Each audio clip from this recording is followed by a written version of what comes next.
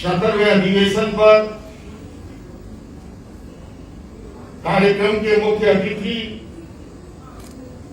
जिनकी उपस्थिति मात्र से हम सभी ऊर्जा से भर जाते हैं, ऐसे हमारे उत्तराखंड के माननीय राज्यपाल लेफ्टिनेंट जनरल गुरमीत सिंह जी, राष्ट्रीय सैनिक संस्था के राष्ट्रीय अध्यक्ष भाई कर्नल टीपी त्यागी जी, समय की सीमा होने के कारण से मंच पर उपस्थित तमाम विशिष्ट अतिथिगण, उपस्थित बंधुओं और बहनों, सर्वप्रथम मैं आज आपके माध्यम से देश और दुनिया का ध्यान इस बात पर आकर्षित करना चाहता हूं और माननीय राज्यपाल श्री आपसे भी निवेदन कर रहा हूं कि भारत के लिए आज का दिन बड़ा ऐतिहासिक दिन है।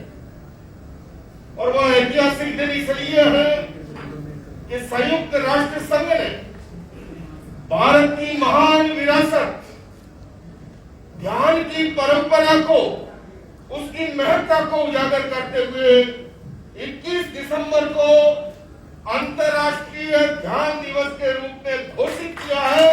और इसलिए इस मंच से मैं आप सबको बहुत बहुत बधाई और शुभकामनाएं देता हूं।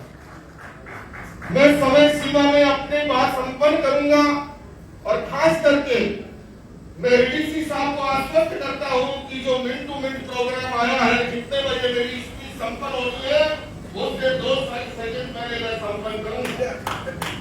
सर्वप्रथम हम सिर्फ 2 मिनट का इस समय मेडिटेशन अवश्य करेंगे। आप सभी स्पाइनल कॉर्ड सीधा, गर्दन सीधी, आंखें कोमलता से बंद और ध्यान की मुद्रा में मेरे साथ श्वास को भरते हुए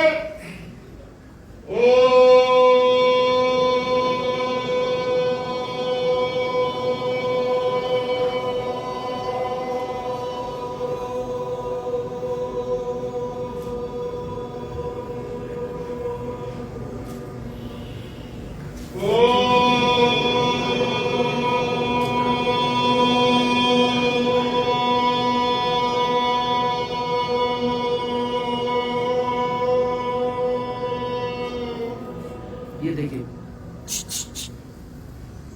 वहां धर दे।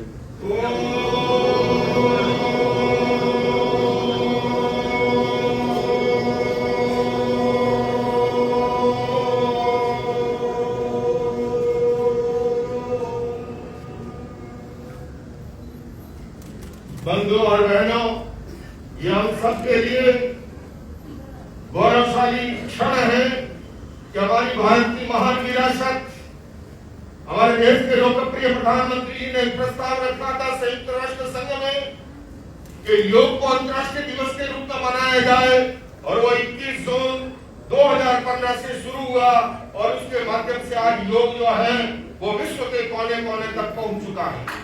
ठीक इसी तरह से हमारी भारत की महान विरासत, जिसके माध्यम से ही भगवान महावीर ने, महात्मा बुद्ध ने, गुरु नानक देव जी ने उस ज्ञान के माध्यम से आत्मज्ञान को प्राप्त किया था, और आज विश्व ने उसे स्वीकार किया है, क्योंकि ध्यान के माध्यम से ही हमारे भीतर की तमाम नकारात्मकता खत्म होती है, हमारे भीतर पॉजिटिव दृष्टि, सकारात्मक सोच उत्पन्न होती है, और मैं एक शब्द में कहूं तो हिंसा का भाव भी उससे खत्म होता है।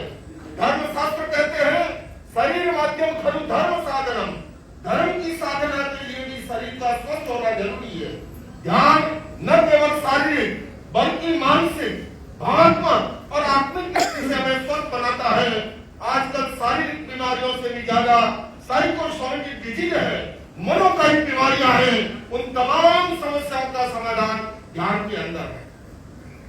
आज हमारी राष्ट्रीय सैनिक संस्था का स्थापना दिवस है और मुझे गौरव है इस बात का कि मैं इस संस्थान का पैटर्न मेंबर हूं। ये मेरे लिए गौरव का बात है।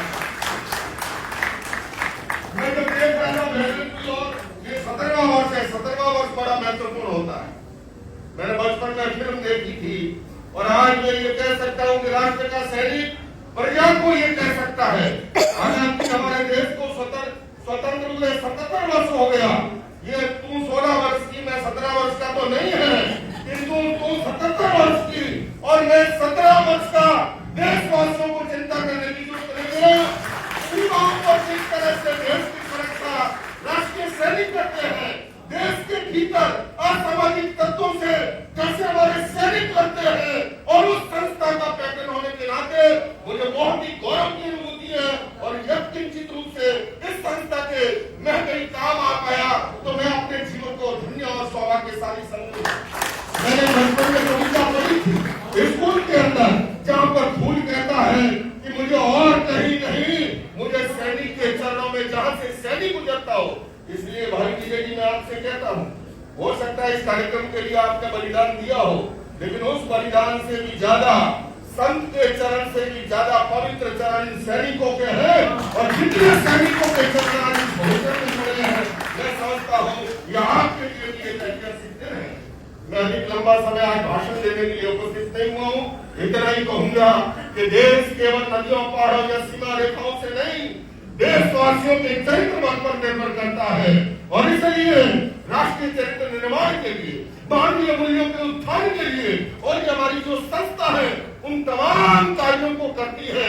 और इस संस्था के कार्यों से प्रभावित होकर के अभी हमारे कर्नल टी विद्यार्थी जी ने कहा कि भारत का पहला विश्व शांति केंद्र दिल्ली एनसीआर में, गुरुग्राम में बनकर के तैयार खड़ा हो गया है।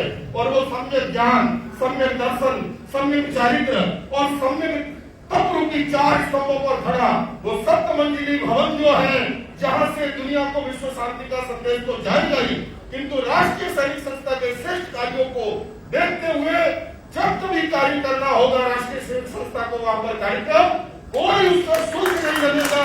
वो भवन जो है वो विश्व शांति केंद्र राष्ट्रीय सैनिक संस्थान को मैं उसके लिए श्रेष्ठ कार्यों के लिए समर्पित करता हूँ।